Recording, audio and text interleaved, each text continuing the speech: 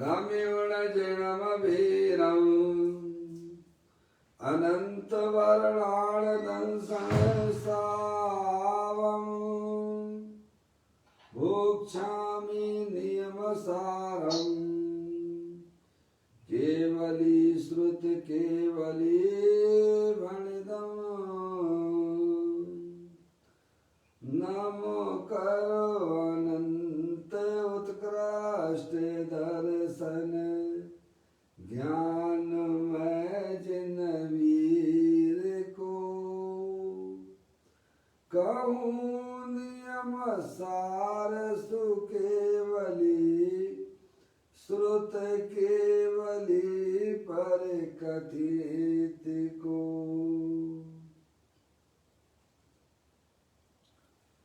श्री नियम सार जी नामक परम आध्यात्मिक ग्रंथ स्वाध्याय हेतु में विराजमान है। आज से 2000 वर्ष पहले इस महान पवित्र ग्रंथ की रचना आचार्य श्री कुंद देव द्वारा इसी पवित्र भूमि पर की गई और इसके टीकाकार पदम प्रमलधारी देव मुनराज हैं। ग्रंथ का नाम नियम सार है। नियम से करने योग्य कार्य अपनी आत्मा में सम्यक दर्शन, सम्यक ज्ञान, सम्यक चारित्र रूपी निर्मल पर्याय, पवित्र पर्याय, मोक्ष मार्ग रूपी पर्याय को प्रकट करना, क्योंकि वह पर्याय स्वयं ही सुख स्वरूप है और अनंत सुख का कारण भी है। अनादि काल से हमारे आपके आत्मा में पर को अपना जानने वाली, पर को अपना मानने वाली, पर के साथ संबंध रखने वाली ऐसी मोराग्देश रूपी मलिन पर्याय, अपवित्र रूप पर्याय प्रकट है, जो स्वयं दुख स्वरूप है और अनंत दुख का कारण भी है। ऐसी मोराग्देश रूपी मलिन पर्याय का अपनी आत्मा में से उस पर्याय का अभाव करना और सम्यक दर्शन ज्ञान चारित्र रूपी निर्मल पर्याय, पवित्र पर्याय, मोक्ष मार्ग रूपी पर्याय को प्रकट करना, ऐसे कार्य की प्राप्ति जनवाणी माता के द्वारा अपने आत्मा के स्वरूप को पहचानना, अपनी जो आत्म वस्तु है परद्रव, प्रभाव और पर्याय से विभिन्न अखंड ज्ञान ज्योति स्वरूप है। ऐसे गायक प्रभु परमात्मा का माँ जनवाणी माता के द्वारा परिचय करके तत्पश्चात शरीर रागादि ये सब कर्मकृत वस्तुएं हैं, इनका हमारे आत्मा के साथ में किसी भी प्रकार का कोई संबंध नहीं है। इस प्रकार सम्यक भेद ज्ञान पूर्वक शरीर रागादि का लक्ष्य छोड़ के अंदर में जो अखंड ज्ञान ज्योति स्वरूप भगवान आत्मा है उसमें ही अपनापन स्थापित करना और उसे ही निज रूप से जानना उसमें ही अपनी वर्तमान पर्याय को मग्न कराना, उसे ही अरिहंत परमात्मा ने धर्म कहा है। उसकी चर्चा आचार्य भगवंतों ने, मुनराजों ने एक एक गाथा और उसकी टीका और कलश के माध्यम से हमें अपने आत्मा के स्वरूप को यहाँ समझाया है। देखिएगा, ये परम आध्यात्मिक ग्रंथ श्री नियम सार जी है। इसका 6वां अधिकार चल रहा है। उसके अंतिम कलशों की चर्चा यहाँ हम आप सब पढ़ रहे हैं।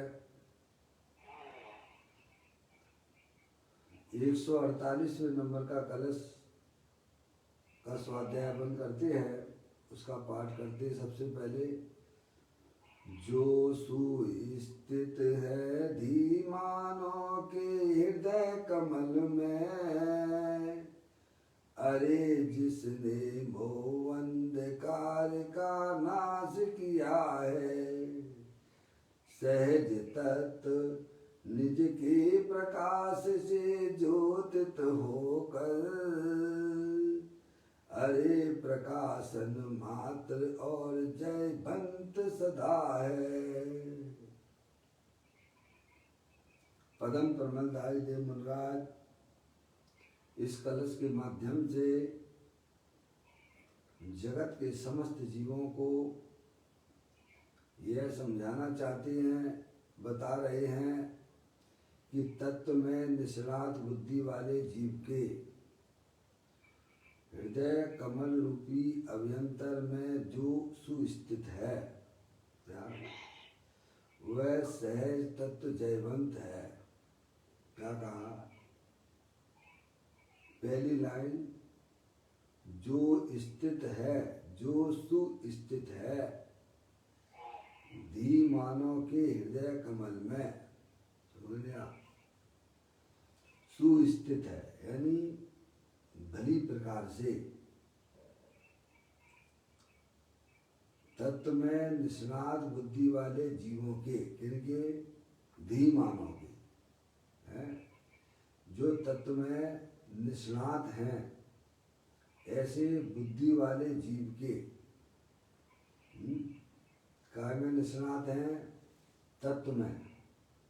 जो अरिहंत भगवान के द्वारा बताया गया जो तत्व है, जो आत्म स्वरूप है, शुद्धात्म रूप वस्तु है, वह जीव जो है उसमें स्पेशलिस्ट है। समझ लिया? वही वास्तव में बुद्धिमान व्यक्ति है। मौसी, हाँ जी। बुद्धिमान कौन है? जिन्होंने अरिहंत भगवान के बताए हुए तत्व को अपनी ज्ञान की पर्याय में हृदय में उतार लिया है। स्पेशलिस्ट है, निष्णात हैं,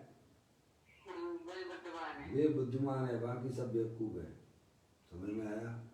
भले अपने आप को कितना भी चतुर समझते हो, जिन्हें अपने शुद्धात्म तत्व का पता नहीं है, वे सब घोर संसारी जीव हैं, अविवेकी हैं। समझ में आया?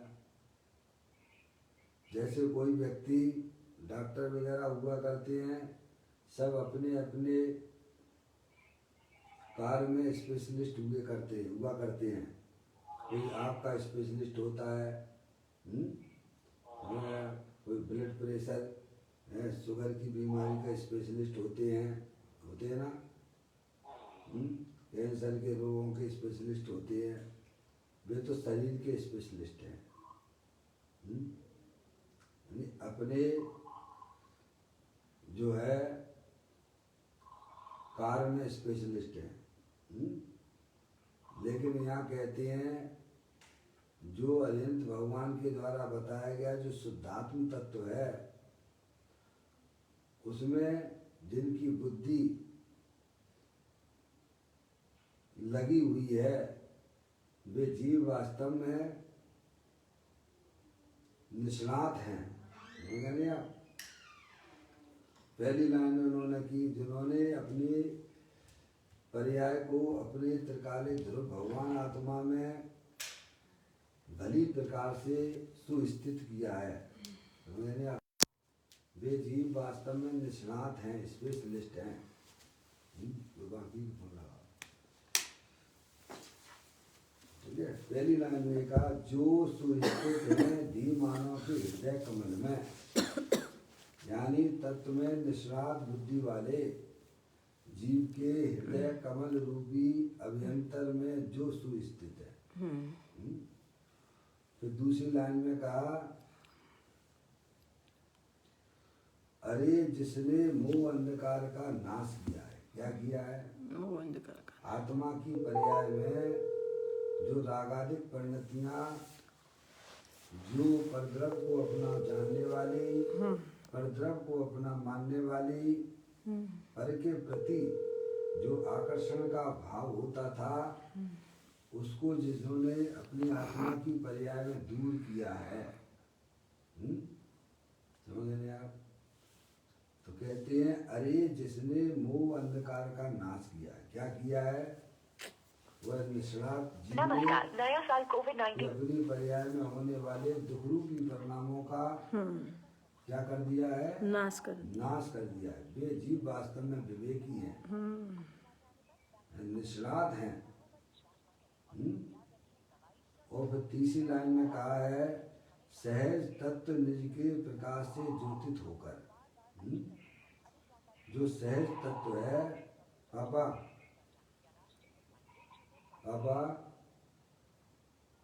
मम्मी, आवाज आना चाहिए आपकी भाई। पापा,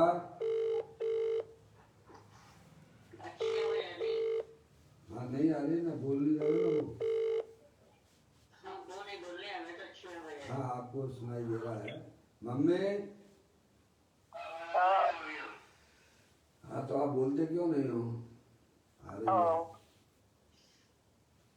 देखिएगा, सावधान हो जाइए, जागृति लाना पड़ेगी। लाना तो अपन को ही पड़ेगी, है नहीं? तो कहते हैं, सहज तत्व निज के प्रकाश से ज्योतित होकर। सहज तत्व का मतलब होता है जो किसी के द्वारा नहीं बनाया गया है। समझ रहे हैं आप? सहज तत्व, अपना चैतन्य तत्व, जिसमें किसी प्रकार की कोई असहजता नहीं है। सहज तत्व निज के प्रकाश से ज्योतित होकर, निज के प्रकाश से ज्योतित होकर, नहीं अपने आत्मा की बात है। निज के प्रकाश से ज्योतित है, जैसे सूरज होता है,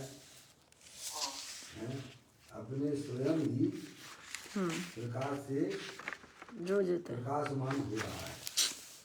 उसे प्रकाशमान होने के लिए क्या किसी परद्रव्य की जरूरत है? क्या नहीं। सूरज का उदाहरण बहुत अच्छा है, समझ रहे हैं? जैसे सूरज को प्रकाश होने के लिए किसी अन्य प्रकाश की जरूरत नहीं होती है, ऐसे ही जो तत्व में निष्णात जीव होते हैं, समझ रहे आप? उनकी पर्याय में वह तत्व स्वयं भी प्रकाशित हो रहा है। समझ रहे आप? सहज तत्व निज के प्रकाश से ज्योतित होकर, अरे प्रकाश मात्र और जयवंत सदा है। ऐसा है वह चैतन्य तत्व, सदा जयवंत, सदा प्रकाश रूप से विद्यमान है। समझ रहे आप? जैसे सूरज अपनी प्रकाश से, रोशनी से सहज प्रकाशित हो रहा है, केवल प्रकाश मात्र ही है, केवल प्रकाश मात्र ही है। और सूरज ऐसे ही शरीर रागादिक के पीछे अपना चैतन्य सूरज मात्र प्रकाश रूप है। जैसे सूरज का प्रकाश सहज प्रकाशित हो रहा है, उसमें किसी भी परद्रव और परद्रव्य के भावों का अंश मात्र भी नहीं है, ऐसे ही अपना चैतन्य सूरज शरीर रागादि के पीछे सहज प्रकाशमान स्वरूप है, केवल प्रकाशमान स्वरूप है। क्या है? जिसमें शरीर और रागादि का अंश मात्र भी प्रवेश होता नहीं। एक सूर्य इस गगन में चमक दमक उदो, एक सूर्य इस तन विषय ज्ञान की जो, गगन सूर तो दिवस में करता जड़ उदो, चेतन सूरज निस दिवस करे ज्ञान की जो।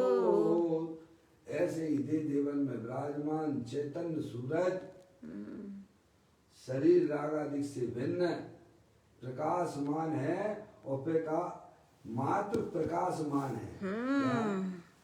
समझ गया?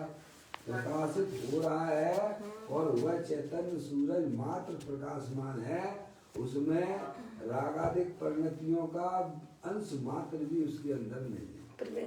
रागादिक यानी दुख मुक्ति पर्याय। समझ गया? ऐसा चैतन्य सूरज दे देवल में विराजमान है। ऐसे चैतन्य सूरज का जो भाई साहब दर्शन करते हैं, समझ लो उन्होंने दुनिया के सब जीत लिया है, सब कर लिया उन्होंने। लोग ज्ञानी जीव ही कैसा ये काम कर पाते हैं, समझिए आप। उनके हृदय में भगवान के द्वारा बताया गया तत्व स्फुरायमान होता है। सही बात है। समझिए आप, इतना सुंदर कलश है। अब देखिएगा इसी कलश के ऊपर पूज्य गुरुदेव श्री ने जो अपना यह व्याख्यान किया है, स्पष्टीकरण किया है, उसको अपन यहाँ पढ़ते हैं। पेज नंबर 868 पर है। कलश नंबर 148 चल रहा है। सहज तत्व जुतो त्रिकाल है। कैसा है? त्रिकाल है, तीनों काल है, यानी उसका कभी भी अभाव होता नहीं है। सहज तत्व यानी चैतन्य वस्तु है। बोलो आप कब जानने वाले नहीं रहते हो पापा ऐसा कौन सा समय है? सदाकाल। पप्पू भैया, ऐसा कौन सा समय जिस समय आप जानने वाले नहीं होते हो? हैं? समझ गया? जानने वाले से कभी अद्वैत होते ही नहीं। हर समय जानने वाले रहते हो। कभी आपकी जानने का अभाव होता हो तो बताइए आप। अगर जानने का अभाव हो जाए तो वस्तु का ही अभाव हो जाएगा भाई साहब। समझ गए? ऐसी सुंदर वस्तु दे देवन में विराजमान है। कहते हैं सहज तत्व तो त्रिकाल है और तत्व निष्णात जीव को उस त्रिकाली ध्रुव सत्ता का भान है। क्या है? कैसे है तत्व के निष्णात व्यक्ति? क्या उसका उनके हृदय में, उनके ज्ञान की पर्याय में है भाई साहब लक्ष्य। त्रिकाल ध्रुव सत्ता का भान है कि मैं चेतनेश्वर भगवान आत्मा हूँ, मैं शरीर वाला नहीं हूँ, मैं मनुष्य नहीं हूँ, मैं स्त्री नहीं हूँ, मैं चार गति के शरीर वाला नहीं हूँ। समझ गए आप? तो कौन हूँ मैं? अखंड ज्ञान ज्योति स्वरूप हूँ। जो पर्याय में इस प्रकार का स्वीकार करता है भाई साहब, उसने अपने जीवन में वो काम कर लिया है जो अनादिकाल से नहीं किया था। इसमें आत्मा का कुछ भी नहीं जाता है, बल्कि उसकी पर्याय में जो दुख की पर्याय हो रही थी वे भी विलय को प्राप्त हो जाती हैं। समझ गए आप? अपने चैतन्य स्वरूप को स्वीकार करने मात्र से मौसी कितना बड़ा काम उस जीव ने किया। केवल इतनी स्वीकृति का नाम ही वास्तव में सम्यक दर्शन और सम्यक ज्ञान है। कितने भी भगवान की पूजा करो, भक्ति करो, अनुव्रत महाव्रतों के ढेर लगा दो, लेकिन अपने चैतन्य तत्व का पर्याय में स्वीकृति नहीं होती है तो समझ लेना चाहिए आपके शब्द जीरो हैं, जीरो जीरो है। समझ में आया?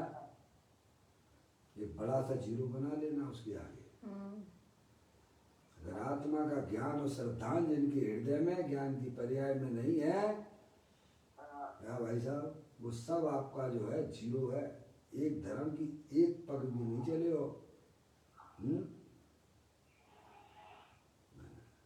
तो कहते हैं सहज तत्व तो त्रिकाल है और तत्व निष्णात जीव को, निष्णात स्पेशलिस्ट है, तत्व के स्पेशलिस्ट है।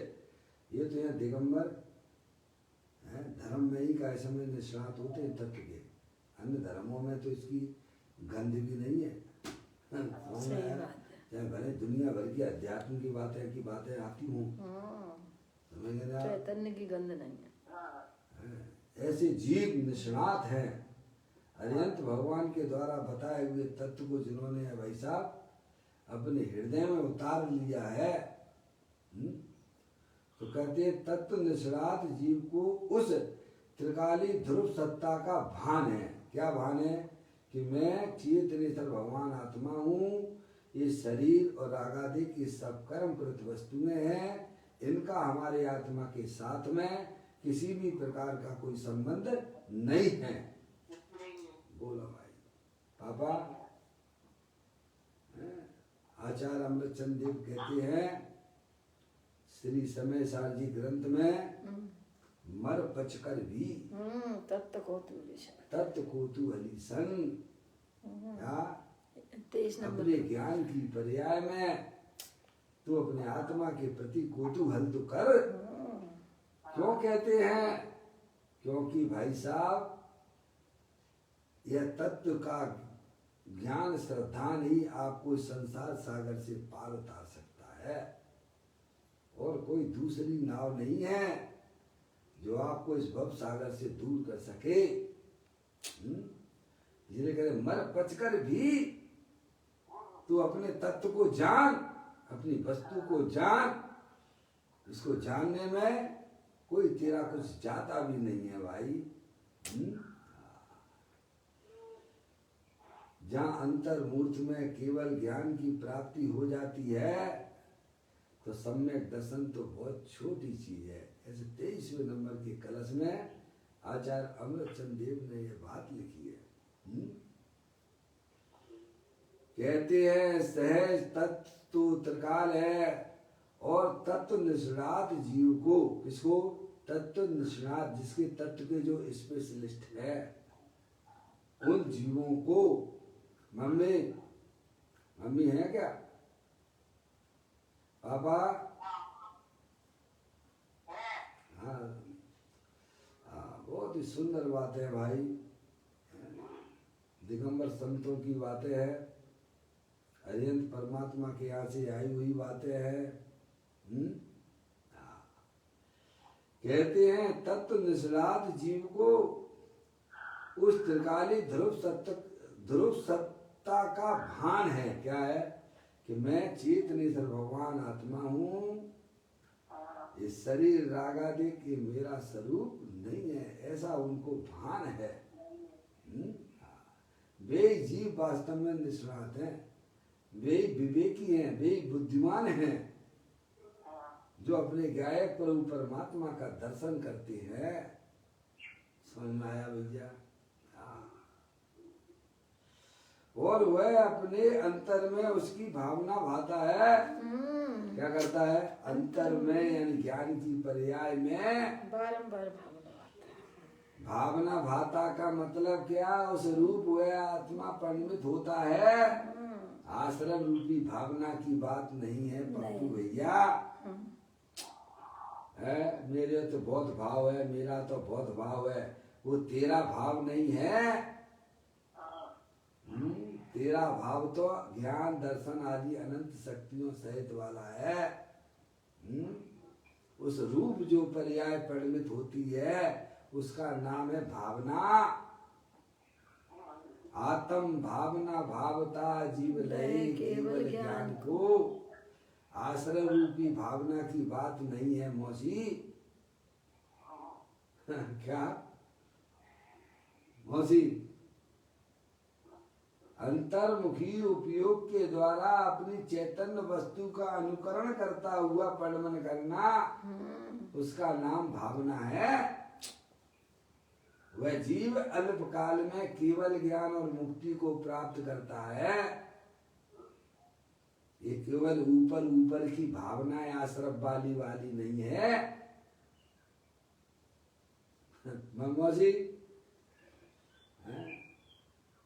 सरल है जैन दर्शन भाई साहब है, उसकी सरल, इतनी सरलता दुनिया में कोई चीज नहीं है भाई।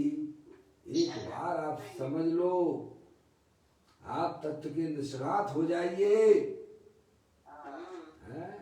दुनिया की चतुराई निगोद ले जाने वाली है। सही बात है, लौकिक वो चतुराई तेरी कोई काम नहीं आएगी। तत्व में चतुराई दिखाइए, अपनी चैतन्य वस्तु को पहचानिए, उसमें अपनी बुद्धि को लगाओ, तो पर्याय में होने वाले सारे दुख विलय को प्राप्त होने लग जाते हैं। और अल्पकाल में वह जीव अपनी आत्मा की पर्याय में केवल ज्ञान, परमात्म दशा, सिद्ध रूपी पर्याय की प्राप्ति कर लेता है। सही दिशा में चलोगे तो सब कुछ मिलेगा, और गलत दिशा में चलोगे उतना ही वापस तो भाई साहब कष्ट भी बहुत होंगे, और वह वस्तु तो तुम्हें मिलने वाली है नहीं है। अगर जिस दिशा में मौसी अगर हवा चल रही है, उस दिशा में अगर आप पतंग को उड़ाओगे तो गगनचुंबी हो जाती है। और विपरीत दिशा में अगर तुम पतंग को उड़ाओगे तो पतंग तो उड़ेगी नहीं, और तुम्हें दुख भी होगा। तुम्हारा जो भी पुरुषार्थ किया जा रहा है सब व्यर्थ होने वाला है भैया। अपनी चैतन्य वस्तु को पहचानो, जो सदा काल शरीर राग आदि से भिन्न प्रकाशमान हो रही है, हैं? कहते हैं सहज तत्व तो त्रिकाल है, और तत्व निष्णात जीव को उस त्रिकाली ध्रुव सत्ता का भान है। और वह यानी निष्णात व्यक्ति, तत्व के निष्णात व्यक्ति जीव, वह अपने अंतर में उसकी भावना भाता है। भावना भाता का मतलब ये है कि अपनी पर्याय को त्रिकालिक ध्रुव भगवान आत्मा में लीन करता है, उसका नाम भावना भाता है। समझ में आया भाई साहब? आत्म भावना आगे बढ़ते हैं। इसीलिए उस तत्व निष्णात जीव की ज्ञान की पर्याय में वह सहज तत्व प्रकट होता है। किनके होता है? जो अपनी वर्तमान ज्ञान की पर्याय को त्रिकालिक ध्रुव भगवान आत्मा का अनुकरण करता हुआ, भाई साहब उसके ज्ञान में उसका भगवान आत्मा जलहल ज्ञान ज्योति के समान प्रकाशित हो जाता है। समझ? उनको है, बैरमुखी वालों के लिए नहीं है। उनके लिए तो सूरज अस्त हो गया है। सही बात है, बैरमुखी वालों के लिए तो सूरज अस्त है। सूरज तो है, पर उनके लिए वह सूरज अस्त जैसा है। सूरज का कभी अभाव होता है मौसी? क्या नहीं, समझ में आया? लेकिन आज तो जाता सूरज का कभी अभाव होता है क्या? नहीं होता है। जैसे शाम हो गई भाई साहब, सूरज गायब हो गया तो सूरज का अभाव हो गया क्या? नहीं। पर अज्ञानी जीवों के लिए भाई साहब वह सूरज अस्त जैसा हो गया है, क्योंकि उनकी पर्याय में भेद ज्ञान की ज्योति का अभाव है। जिनके लिए भेद ज्ञान का पर्याय में सद्भाव चल रहा है, सत्य वस्तु स्वरूप का ज्ञान है, उनके लिए तो सदा काल सूरज प्रकाशमान है। समझ में आया? ऐसे अपने तत्व में लगा लीजिए भाई साहब। प्रत्येक आत्मा है तो सिद्ध परमात्मा जैसा, जलल ज्ञान ज्योति के समान है। समझ? लेकिन जिनकी पर्याय में सम्यक भेद ज्ञान की उत्पत्ति नहीं है, सत्य वस्तु स्वरूप का ज्ञान नहीं है, उसका श्रद्धान नहीं है, उनके लिए तो चैतन्य सूरज हमेशा के लिए अभी अभाव रूप से है। लेकिन वे ही जीव वस्तु स्वरूप का ज्ञान कर लें, तत्व का ज्ञान श्रद्धान कर लें, तो उनके लिए सूरज हमेशा चैतन्य सूरज प्रकाशमान रहता है, कभी उसका अभाव होता नहीं है। तो कहते हैं उन तत्व निष्णात जीवों की ज्ञान की पर्याय में, जिन्होंने अपनी वर्तमान ज्ञान की पर्याय अपने त्रिकालिक ध्रुव भगवान आत्मा का अनुकरण करके जिनका जीवन चल रहा है, उनके लिए तो वह चैतन्य सूरज सदा काल प्रकट रूप ही है। क्या है? देखो ये लिखा है, दोबारा पढ़ लेता हूं। सहज तत्व तो त्रिकाल है, और तत्व निष्णात जीव को उस त्रिकाली ध्रुव सत्ता का भान भी है, और वह अपने अंतर में उसकी भावना भाता है, नहीं? वे कहते इसीलिए उस तत्व निष्णात जीव की ज्ञान पर्याय में वह सहज तत्व प्रकट होता है। क्या? किनको प्रकट होता है? जो अपनी वर्तमान ज्ञान की पर्याय को सम्यक भेद ज्ञान द्वारा अपने गायक परमात्मा का अनुकरण करती है, उनके लिए तो भगवान आत्मा प्रकट रूप ही है। समझ रहे आप? जलल ज्ञान ज्योति स्वरूप है। फिर कहते हैं अतः आचार्य देव कहते हैं कि वह तत्व सदा जयवंत बरते। या अब जो एक बार जिन्होंने अपनी आत्मा की ज्ञान की पर्याय में उस द्रव्य का अनुकरण किया है, अब उनकी पर्याय में वह भगवान आत्मा कभी भी उसका अभाव होने वाला नहीं है, सदा काल के लिए जयवंत वर्तता है। सही बात है। क्या पप्पू भैया, ऐसी बात है भाई साहब। अब सदा काल के लिए उनकी पर्याय में उनका भगवान आत्मा सदा काल के लिए जयवंत बरतेगा। एक बार, इसीलिए तो आचार्य एक बार मर पचकर भी तत्व का कौतूहली हो।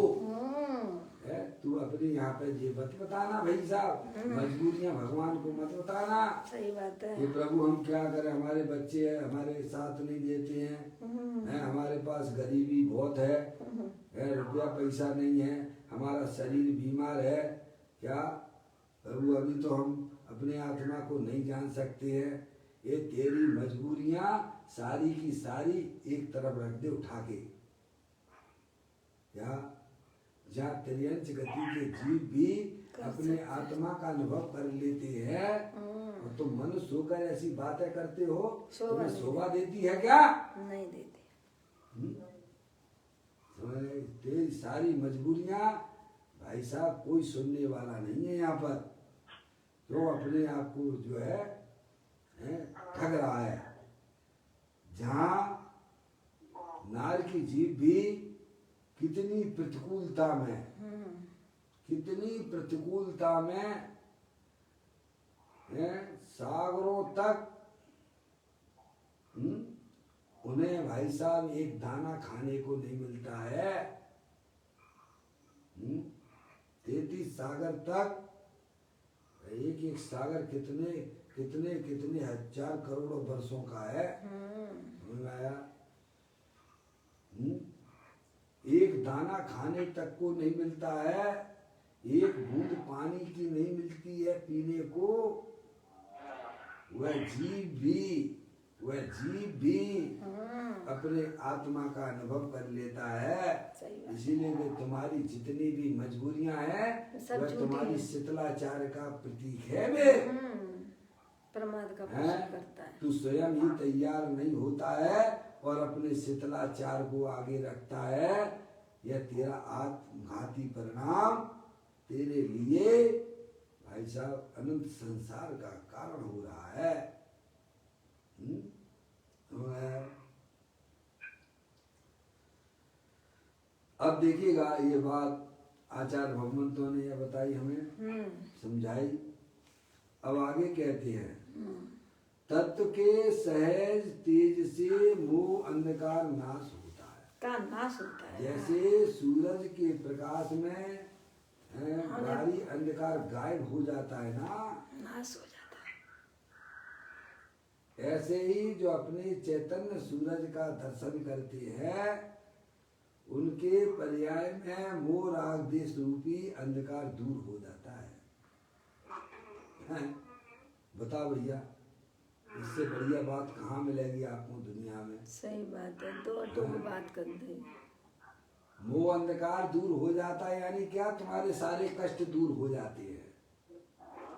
परेशान कैसे हो भाई साहब? वो सही है।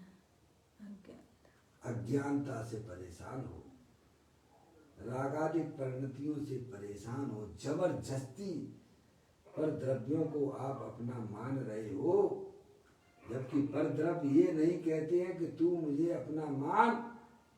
कहते हैं क्या? नहीं। शरीर कहता है कि तुम मुझे अपना मानो? नहीं।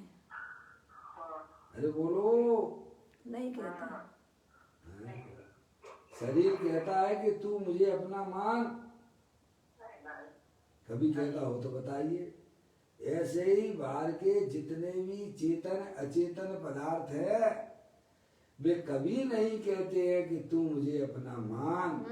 और ये फालतू में है, लेकिन ये जबरदस्ती घुसता है और जबरदस्ती का सब उन पर पदार्थों को अपना मान रहा है, उनका लक्ष्य कर रहा है। ये तेरी ही भूल है।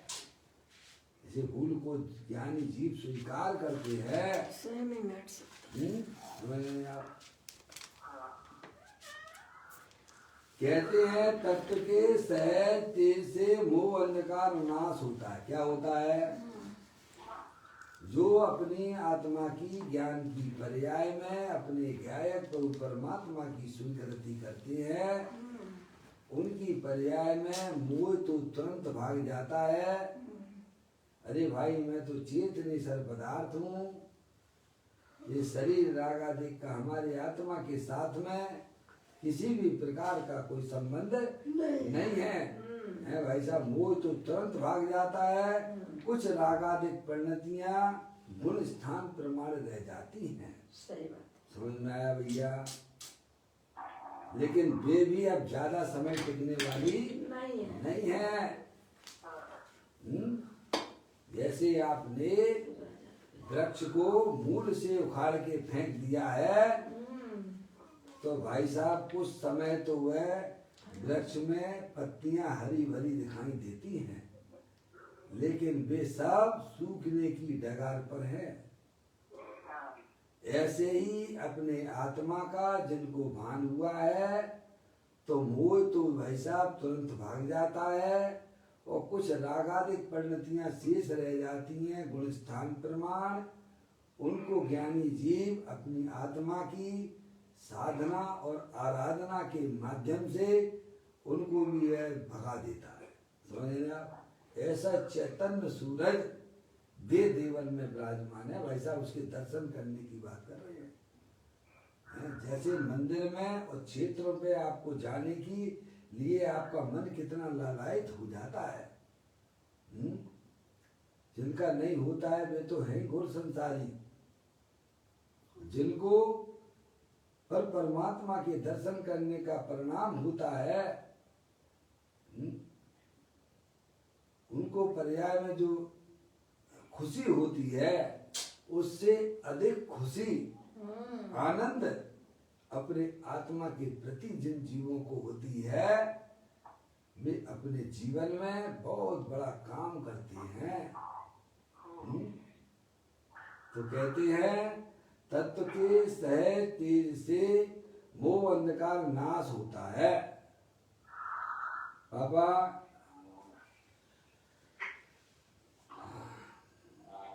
देखो भाई, हमारे पास में इसमें कौन सो रहा है मुझे पता नहीं है।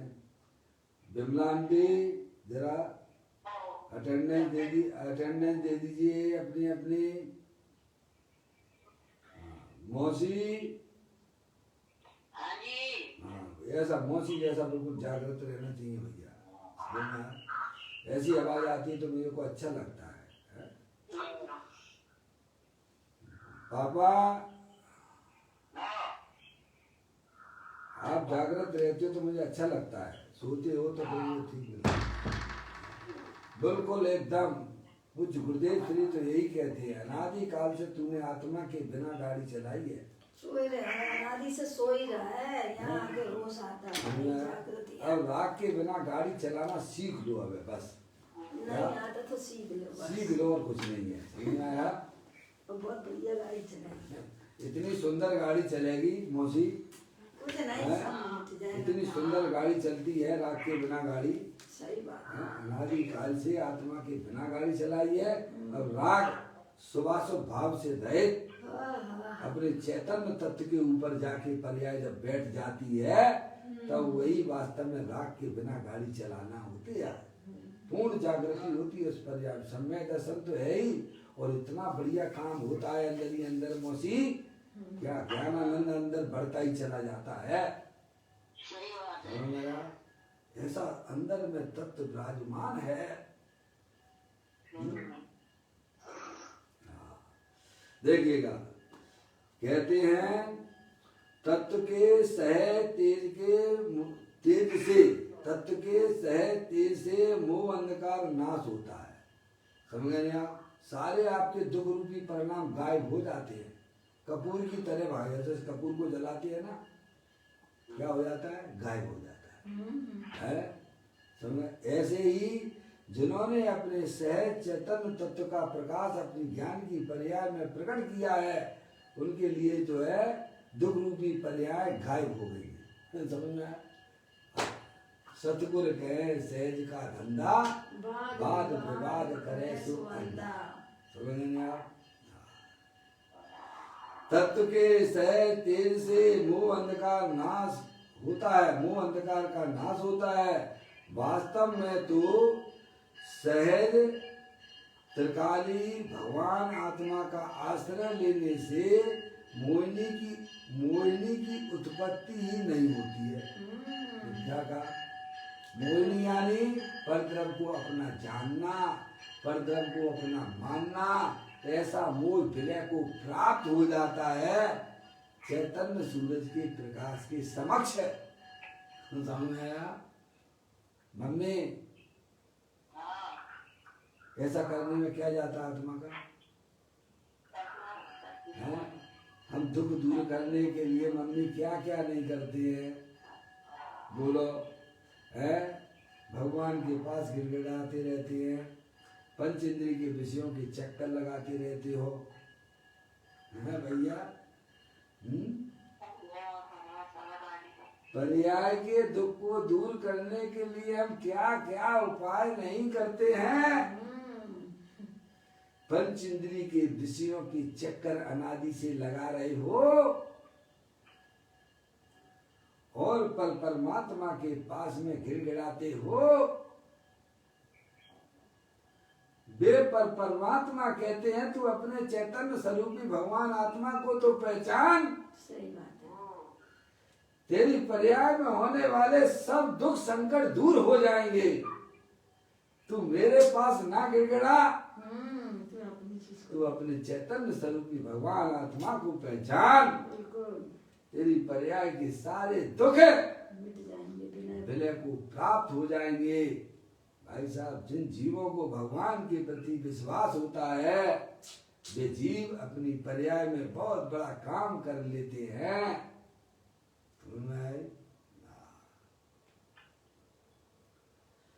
तत्व के सहज तेज से मोह अंधकार नाश होता है। वास्तव में तो सहज त्रिकाली भगवान आत्मा का आश्रय लेने से मोहिनी की उत्पत्ति नहीं होती है, दुख की उत्पत्ति नहीं होती है। क्या? इसके अंदर में विराजमान दे देवल में चेतनेश्वर भगवान आत्मा, उसका जो जीव आश्रय लेता है उन जीवों को दुख की उत्पत्ति नहीं होती है, मोह की उत्पत्ति नहीं होती है। अब आप ये काम भाई साहब अपने घर पे भी कर सकते हो, ये काम अपनी दुकान पे भी कर सकते हो, ये मंदिर पे भी कर सकते हो, क्षेत्र पे भी कर सकते हो। यही काम करने लायक है, वहाँ आपको कोई आपको रोकेगा नहीं। समझ में आया? हम जाते हैं क्षेत्रों पर, मंदिर में भी जाते हैं, लेकिन उस काम को कभी नहीं करते हैं। पता नहीं हमने उसी को धर्म माने बैठे हुए हैं। भगवान की पूजा करो, अड़वत्र ले लो और महाव्रत ले लो कैसे में, और अपने आप को धर्मात्मा मान के बैठ गए। संबेशकर जी की यात्रा इतनी लंबी चौड़ी 9 किलोमीटर जितनी भी है, समझ में आया? 27 किलोमीटर। मौसी कितनी? 27 किलोमीटर चढ़ेगा उतरेगा। पार्श्वनाथ भगवान के दर्शन करने के लिए जाता, वहाँ 10-15 मिनट भी चुपचाप शांति से नहीं बैठेगा। हैं? कितनी बेवकूफी हमारी पर्याय में हो रही है, सोचिए, विचारिए। हैं? वो काम नहीं करेंगे जो प्रभु ने बताया है। थोड़ा बैठो, शांति से बैठो भाई साहब। अब 2 घड़ी निज नाथ के नजदीक में आओ, प्रभु की प्रभुता देख लो, बाहर ना भरमाओ। अपनी प्रभुता देख लो, बाहर ना भरमाओ। 2 घड़ी बचा रहा नहीं बाबा। 2 घड़ी का मतलब क्या? 2 घड़ी का मतलब क्या? 24 मिनट की। 1 घड़ी होती है 24 मिनट की, और 2 घड़ी हो गई 48 मिनट की। अरे मैं तो ये कहता हूँ 2 घड़ी क्या, तू भाई साहब 10 मिनट तो बैठ, और नहीं बैठ पा रहा तो उसका अभ्यास तो कर। क्या भाई साहब, नहीं बैठ पा रहे हो तो एक बार अभ्यास में तो लाना पड़ेगा ना मौसी। अभ्यास में तो लाओ। नहीं बैठ पा रहे हो तो कोई बात नहीं है भाई, पर तुम अभ्यास ही नहीं करते हो। मैं कहता हूँ 10 मिनट का है, मैं 10 मिनट का जो भाई साहब ध्यान का प्रकरण करता हूँ, उसमें भी पता नहीं क्या क्या चीज लेके बैठ जाती हूँ, तो गलती किसकी है इसमें? मैं समझ रहा पंडित जी साहब का प्रवचन अभी चालू थोड़ा हुआ है, अभी अपन जरा किचन के काम भी निपटा लो, अभी लड़के लड़कियों को भी जरा जो है उनके साथ भी खेल खा लो। मूर्ख है? समय में आया भैया, तेरे को मौका मिला है, उसमें भी तू पता नहीं क्या क्या है विकल्पों को लेके बैठते हो। तो कैसे होगा भाई साहब अनुभव? बुद्धि पूर्वक पाप के काम, आप सब पाप के काम बुद्धि पूर्वक करते हो, पुण्य के काम भी बुद्धि पूर्वक करते हो, तो अपने आत्मा की प्राप्ति के लिए बुद्धि पूर्वक आपको बैठना चाहिए। अभ्यास कीजिए, ताते जनवर कथित तत्व अभ्यास करीजिए, संशय विभ्रम मोह त्याग आपो लख दीजिए। है? नहीं बैठ पाते हो तो बैठने का अभ्यास कीजिए। मैं चेत निश्चल भगवान आत्मा हूँ, अखंड ज्ञान ज्योति स्वरूप हूँ। ये शरीर तो जड़ है, इसे कुछ भी नहीं पता है, और ये राग आदि परिणतियां तो हर समय आने जाने वाली हैं, इनसे हमारा किसी भी प्रकार का कोई संबंध नहीं है। मैं तो एकमात्र अखंड ज्ञान ज्योति स्वरूप हूँ। समझ गया? इस कलश में भी यही कहा है, प्रकाश मात्र में हूँ, ज्ञान प्रकाश मात्र में हूँ। अब इसका अभ्यास कीजिए आप, तो करना तो पड़ेगा पापा, करना तो पड़ेगा। क्यों पड़ेगा भाई साहब? क्योंकि आप आत्मा हो और आत्मा ही रहोगे। क्या क्यों करना पड़ेगा? नहीं, करना पड़ेगा इसीलिए है मम्मी, क्योंकि दूसरा कोई रास्ता नहीं है। आप आत्मा हो और आत्मा ही रहोगे। सही बात है, सही बात है। बात ये है कि चलो भाई साहब नहीं करते हैं, आत्मा है नहीं करते हैं, तो तुम कोई ऐसा तो नहीं तुम अनात्मा हो जाओगे, रहोगे तो आत्मा ही। ऐसा नहीं शरीर मिला है भाई साहब, है, और शरीर के साथ में ही तुम्हारा अस्तित्व भी खत्म हो जाता है। क्यों भाई, अनंत नाम सत्य है, तो शरीर खत्म तो आपका अस्तित्व भी खत्म हो गया क्या? नहीं होता ना, तो आपको करना पड़ेगा, क्योंकि दूसरा कोई सुखी होने का भाई साहब रास्ता नहीं है।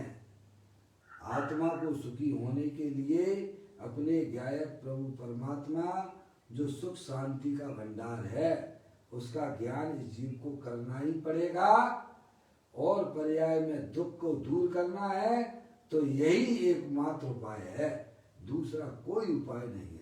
वे तो सब आपने अनंत बार कर लिए हैं, समझ में आया? कभी भी रेत में से तेल निकलता नहीं है, इसलिए समझदार होते हैं वे भाई साहब अपनी ज्ञान की पर्याय में जिनवर देव के द्वारा बताया हुआ तत्व का भाई साहब उसके स्पेशलिस्ट हो जाते हैं। कहते हैं तत्व के सहज तेज से मोह अंधकार का नाश होता है। वास्तव में तो सहज त्रिकाली भगवान आत्मा का आश्रय लेने वाली पर्याय मत शुद्ध ज्ञान की पर्याय। समझ में आया भाई साहब? वास्तव में तो सहज त्रिकाली भगवान आत्मा का आश्रय लेने से मोहिनी यानी दुख की पर्याय की उत्पत्ति ही नहीं होती है। कितना बढ़िया भाई साहब, 5 मिनट अपने लिए दो, फिर आप धीरे धीरे धीरे धीरे आपको इतना अच्छा लगने लगेगा भाई साहब। जो थोड़ी देर के लिए आपको अच्छा लगता है तो समझिए का भाई साहब बढ़ते बढ़ते कैसा हो जाएगा। आपको शुरू में भी आप अपनी ज्ञान की पर्याय में तत्व का विचार कीजिएगा, बिल्कुल है वो बढ़ता जाएगा बढ़ता जाएगा। जो थोड़ी देर आनंद दे सकता है तो लंबे समय आनंद क्यों नहीं दे सकता है? मौसी, जो पर्याय में पापा थोड़ी देर आपको अंतर्मुखी उपयोग के द्वारा शांति प्रदान होती है तो लंबे समय क्यों नहीं हो सकती है? सब अभ्यास के द्वारा हो जाता है पापा। इसका अभ्यास कीजिए, बारंबार अभ्यास कीजिए। ताते जिनवर कथित तत्व अभ्यास करीजिए, संशय विभ्रम मोह त्याग आपो लख लीजिए भाई। अंतर्मुखी उपयोग के द्वारा अपनी चैतन्य वस्तु को निहारो भाई।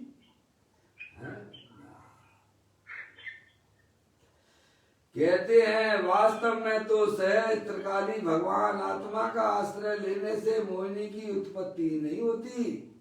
इस कारण सहज तत्व के तेज से मोह का नाश हुआ ऐसा कहा जाता है। व्यवहार से कहा जाता है भगवान ने मोरा देश का नाश किया, जबकि स्वभाव में है ही नहीं। क्या भगवान ने क्या किया भाई साहब? कितने कर्मों का नाश किया है पापा? अरिहंत परमात्मा ने कितने कर्मों का नाश किया? एक भी कर्मों का नहीं किया है कहा जाता है। अरे पर द्रव्यों को आत्मा कुछ भी नहीं कर सकता है। अपने आत्मा में जागृति हो गई तो ये आरोप आ जाता है कि उन्होंने 4 कर्मों का, महावीर भगवान ने 8 कर्मों का कैसा में नाश किया, मोराग देश का नाश किया। अरे भाई साहब आप जब स्वयं में जागृत हो गए तो कर्म तो स्वयं में भी भाग गए। समझ में आया? व्यवहार से कहते हैं महावीर भगवान ने मोराग देश का परमात्मा ने नाश किया है। निश्चय से तो उन्होंने अपनी आत्मा में भाई साहब ज्ञान ज्योति जला दी है। वो आप भी कर सकते हो, यही परमात्मा बनने का विधान है। तो कहते हैं सहज तत्व के तेज से मोह का नाश हुआ ऐसा कहा जाता है। समझे आप? सूरज का निकलना हुआ, अंधकार का भगना हुआ। क्या हुआ? तो कहा जाता है कि वह सूरज अंधकार का नाशक है। समझे आप? ऐसे ही ज्ञान की पर्याय में चैतन्य सूरज भगवान आत्मा के दर्शन हुए तो ऐसा कहा जाता है कि उसने मोह का नाश कर लिया। मोह में क्या क्या ले लेना? क्रोध, मान, माया, लोभ, हास, रति, अरति, शोक, भय, जुगुप्सा स्त्री वेद, पुरुष वेद, नपुंसक वेद और मिथ्यात्व। क्या? मिथ्यात्व भाव है।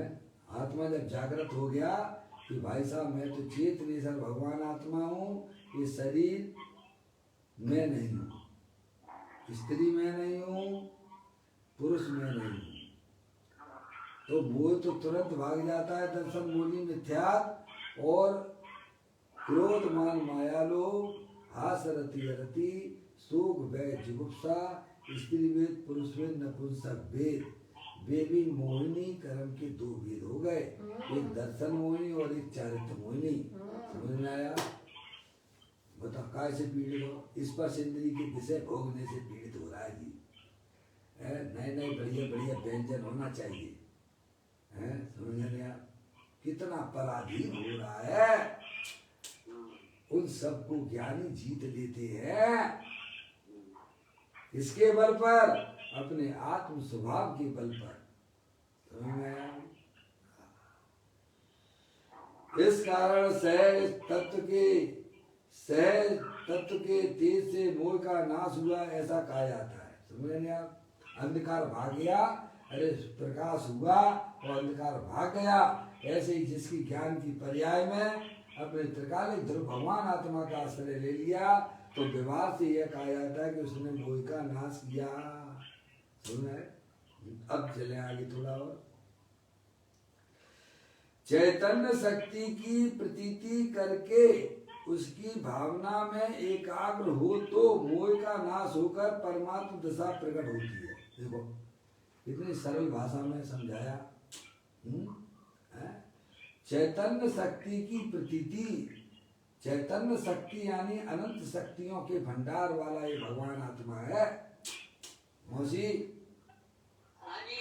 अनंत शक्तियां हैं, चैतन्य शक्तियां, जीवत्व शक्ति, चित शक्ति, दृष्टि शक्ति, ज्ञान शक्ति, प्रबोध शक्ति, विबोध शक्ति, सर्वदर्शक शक्ति, सर्वगत शक्ति, प्रकाशक शक्ति, स्वच्छत्व शक्ति, ऐसी अनंत शक्तियों का पिंड वह चैतन्य भगवान आत्मा आप हो।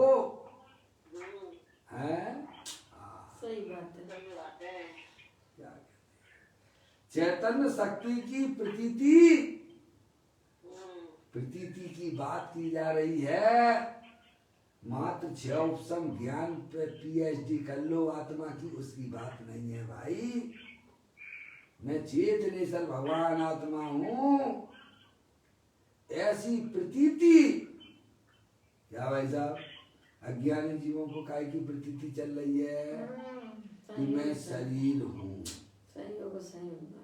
मैं रागी द्वेषी हूँ। ये अज्ञानी जीवों को प्रतीति चलती है। ज्ञानी जीवों को मैं चैतन्य शक्तियों के भंडार वाला भगवान आत्मा हूँ, ऐसी प्रतीति उनके हृदय में, उनकी ज्ञान की पर्याय में जागृत है। दूसरे शब्दों में अगर कहा जाए तो भाई साहब अपना सेल्फ फोटो खींच लेना। पप्पू भैया, दूसरे शब्दों में कहा जाए तो अपनी ज्ञान की पर्याय में अपनी चैतन्य भगवान आत्मा का फोटो खींच लेना। सेल्फी फोटो खींचा किसी ने? समझ गया? सम्यक दर्शन क्या मौसी? अपने ज्ञायक प्रभु परमात्मा की प्रतीति होना, उसका नाम सम्यक दर्शन है। मैं चेतनेश्वर भगवान आत्मा हूँ, ये शरीर में नहीं हूँ, ये तो जड़ है, इसे खुद भी नहीं पता कि मैं कौन हूँ। इसकी खबर रखने वाला भी तो चैतन्य आप हो।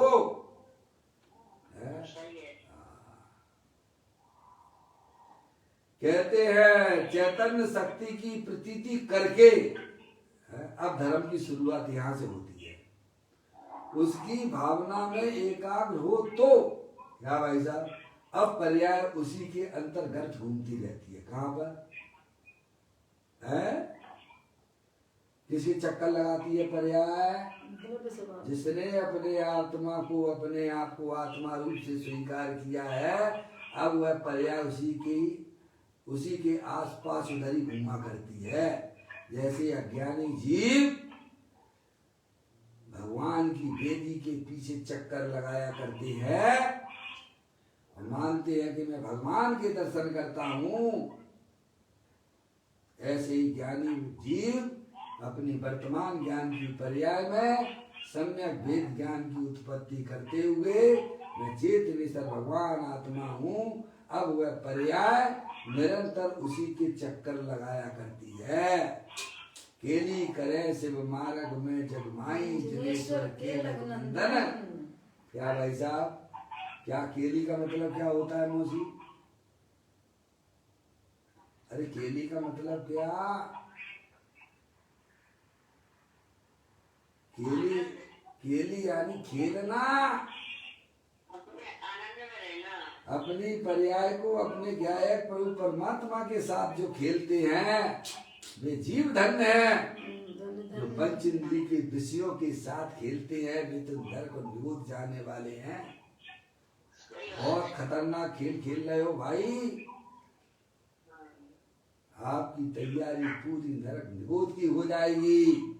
पंच इंद्रियों के खेल ये ऐसे खेल है जैसे किम्पाक फल देखने में तो अच्छा लगता है पर खाओ तो मर जाते हैं तुरंत। किम्पाक फल का नाम सुना है? जहरीला होता है। देखने में तो बहुत सुंदर लगता है और खा लोगे तो मरण को प्राप्त हो जाओगे। ऐसे ही पंच इंद्रिय के विषय देखने में तो अच्छे लगते हैं, उनका सेवन करने में आत्मा को नरक और निरोध जाना पड़ जाएगा भाई। कहते हैं चैतन्य शक्ति की प्रतीति करके उसकी भावना में एकाग्र हो तो मोह का नाश होकर परमात्मा दशा प्रकट होती है। ऐसे भगवान पर्याय में बनते हैं। परमात्मा दशा की बात कर रहे हैं ना कि पर्याय में वह आत्मा भगवान कैसे होता है। स्वभाव से तो अपना आत्मा भगवान है ही, लेकिन पर्याय में भी भगवान कैसे होता है तो कहते हैं अपनी आत्मा की प्रतीति करके और निरंतर अपनी पर्याय को अपने गायक प्रभु परमात्मा में भ्रमण कराना तो पर्याय में आप परमात्मा हो जाओगे। क्या ये बात की? सहज तत्व त्रिकाल निज रस के फैलाव से प्रकाशित होता हुआ, कैसे? निज रस के फैलाव से, ओ अंदर ही अंदर फैलता है। क्या? अंदर ही अंदर आत्मा की ज्ञान की पर्याय में वह विकास होता है। कहे विलक्षण पुरुष सदा मैं एक हूँ, अपने रस से भरो अनादि टेक हूँ। मोह कर्म मम नाई नाई ब्रह्मरूप है, ज्ञान चेतना सिंधु हमारो रूप है। क्या? ऐसा निज रस से भरा हुआ भगवान आत्मा अतीन्द्रिय आनंद से भरपूर है। सहज तत्व त्रिकाल निज रस के फैलाव से प्रकाशित होता हुआ, जैसे चंद्रमा होता है, दूज का चंद्रमा अंदर ही अंदर प्रकाश निरंतर उसके बढ़ता रहता है, उसका प्रकाश का फैलाव बढ़ता जाता है और पूर्ण चंद्रमा के रूप में प्रकट हो जाता है। ऐसे ही ज्ञानियों की पर्याय में अपने गायक प्रभु परमात्मा का आश्रय लेने पर वह अंदर ही अंदर निरंतर वह विशुद्धता को बढ़ाता हुआ केवल ज्ञान की पर्याय को प्राप्त करता है। समझ में आया भैया? सहज तत्व त्रिकाल निज रस के फैलाव से प्रकाशित होता हुआ ज्ञान का प्रकाश मात्र करता है। यह सब त्रिकाली तत्व की महिमा है। किसकी? अपने चैतन्य तत्व की महिमा है भाई साहब। देखो गजब, दुनिया भर की महिमा गाते फिरते हो, जानने वाले को नहीं जानते हो। अरे भाई साहब हीरा जवाहरात बड़ा भाई साहब कीमती हो, इतना कोई हुआ भैया जिंदगी में हमने नहीं देखा। अरे प्रभु एक क्षण विचार तो कर, अगर तेरे पास आंख ना होती तो तू उसकी कैसे प्रसिद्धि करता है? दुनिया भर के लोगों की प्रसिद्धि करता है, चैतन्य तत्व की तू प्रसिद्धि नहीं करता है, तेरा क्या होगा भाई? कहते हैं उसकी महिमा पूर्वक उसमें एकाग्र होने से पर्याय में सहज ज्ञान दशा प्रकट होती, सहज होती है। सतगुर कहें सहज का धंधा, वाद विवाद करें सो अंधा।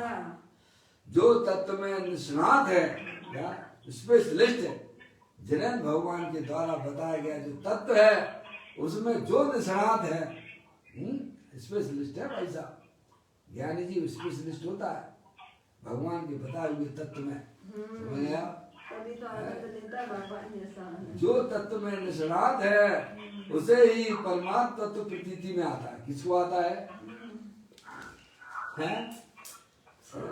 अब इसमें आप अपना उपयोग लगाइए। आप जनवर देव द्वारा बताए हुए तत्वों में है, उन्हीं को आत्मा की प्राप्ति होती है। बताओ इंजीनियरिंग की नौकरी किसको मिलेगी? मौसी आप बताओ। ज्यादा और पढ़ाई करी होगी। अरे इंजीनियर की नौकरी किसको मिलेगी? जिसने पढ़ाई की होगी उसे मिलेगी कि अनपढ़ को मिलेगी? पढ़े लिखे कोई मिलेगा। है, ये तो लौकिक की बात है ना। MBBS डॉक्टर कौन बनेगा? जो उसकी पढ़ाई करेगा उसे प्राप्त होगा, और ये वही उसे आत्मा की प्राप्ति होगी जो जिनेन्द्र देव द्वारा बताए हुए तत्वों का भाई साहब अपने ज्ञान की पर्याय में जिसने कैसे में ज्ञान किया है, श्रद्धान किया है। ताते जनवर कथित तत्व अभ्यास करीजे, संशय विभ्रम मोह त्याग आपो लग लीजिए। उसे ही अपनी पर्याय में परमात्मा दशा प्रकट होगी। अपने बारे में कुछ भी सोचता नहीं है, विचार नहीं करता है भाई साहब, दुनिया भर की बातें अपने ज्ञान की पर्याय में लेके बैठ गया, क्या उसे अपना आत्मा मिलेगा? क्या है? नहीं मिल सकता है।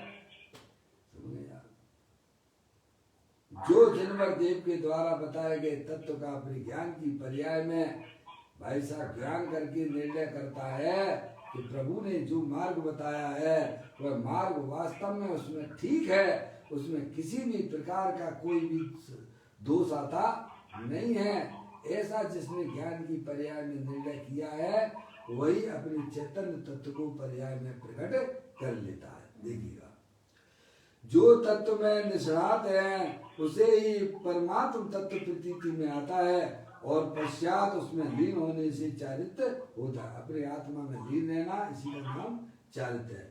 अब आचार्य देव उस सहज तत्व को पुनः प्रमोद पूर्वक नमस्कार करते हैं। कौन करते हैं?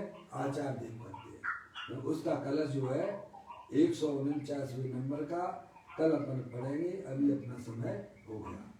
निज निधि निज में बताई, ये अनंत अनंत उपकार है, उसके लिए जिन वाणी मांगो वंदना सत बार है, वंदना सत बार है। 9 का मंत्र।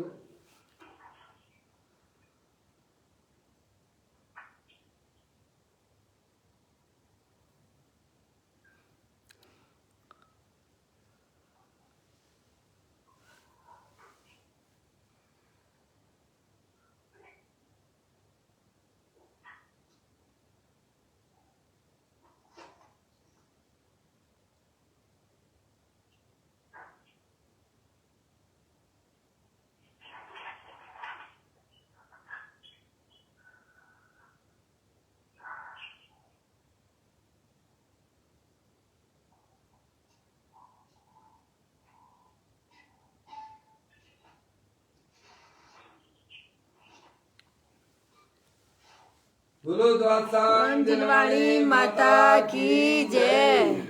महान जय।